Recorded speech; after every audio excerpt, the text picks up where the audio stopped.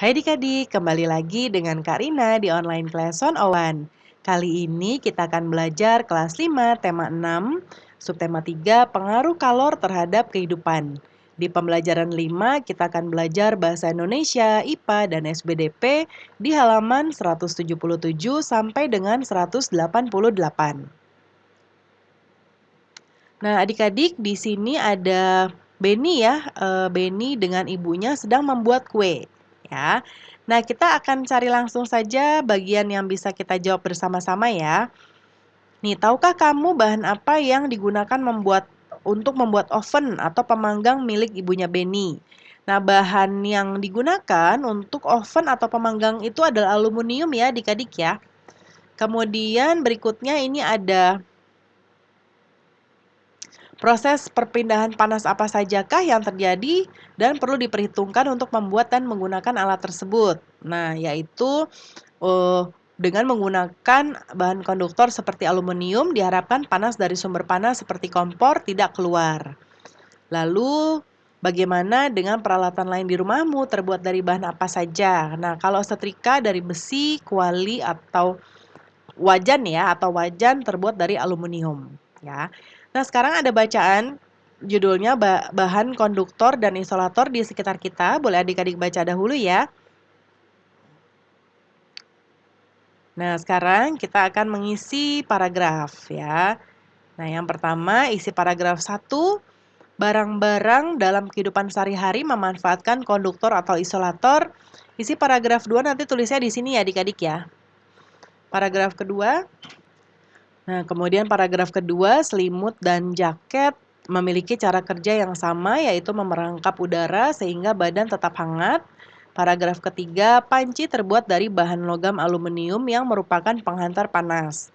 Pegangan panci terbuat dari plastik yang merupakan isolator panas. Paragraf keempat, oven menggunakan prinsip perpindahan panas secara konduksi.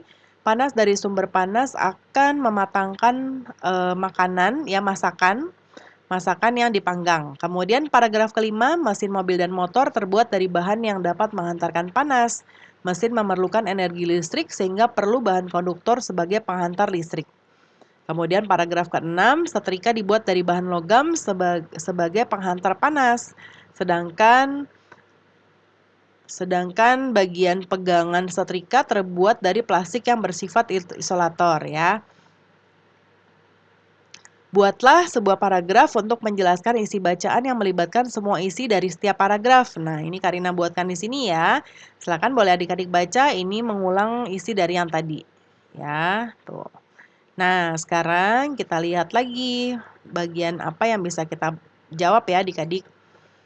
Nah, buatlah sebuah diagram untuk menjelaskan apa yang sudah kamu baca. Gunakan bentuk diagram yang sudah diberikan sebelumnya, ya. Nih Karina tambahkan gambar. Ya, barang-barang dalam kehidupan sehari-hari memanfaatkan konduktor dan isolator nih ya. Ada peralatan masak, selimut dan jaket. Ini ada gambar selimut ya. Kemudian ini panci, ada gambar panci, oven, mobil, dan setrika. Nah, ini boleh adik-adik buat gambar diagramnya seperti ini ya.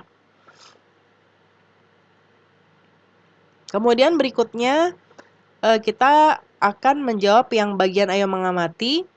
Identifikasikan nama, kegunaan, dan sifat hantaran yang ada pada alat tersebut. Gunakanlah tabel berikut ini untuk membantu. Nah, kita jawab ya. Yang pertama adalah bagian pegangan panci. Ya, bahannya plastik, yaitu untuk membuka dan menutup tutup panci. Lalu sifatnya adalah isolator. Lalu alat setrika tembaga menghaluskan pakaian, konduktor. Ujung solder besi melekatkan patri dan bagian ini adalah konduktor. Gagang solder plastik untuk memegang solder saat digunakan, isolator. Pegangan setrika plastik memegang setrika dan ini isolator. Lalu panci aluminium memasak dan merebus air dan konduktor. Berikutnya, presentasikanlah hasil pengamatanmu ya, kemudian buat kesimpulan. Kesimpulannya adalah barang-barang dalam kehidupan sehari-hari banyak yang memanfaatkan sifat benda sebagai konduktor atau isolator. Konduktor adalah benda yang dapat menghantarkan panas dengan baik, sedangkan isolator adalah benda yang sulit menghantarkan panas.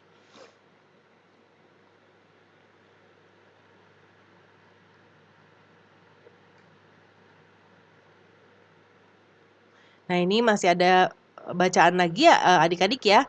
Namun ini tentang SBDP, nanti adik-adik boleh tunggu arahan dari Bapak Ibu guru untuk membuatnya ya. Nah, pembelajaran kita sudah selesai ya adik-adik. Terima kasih sudah menonton sampai akhir. Mohon dimaafkan apabila ada kesalahan dalam perkataan maupun dalam materi yang diberikan. Sampai jumpa di pembelajaran berikutnya.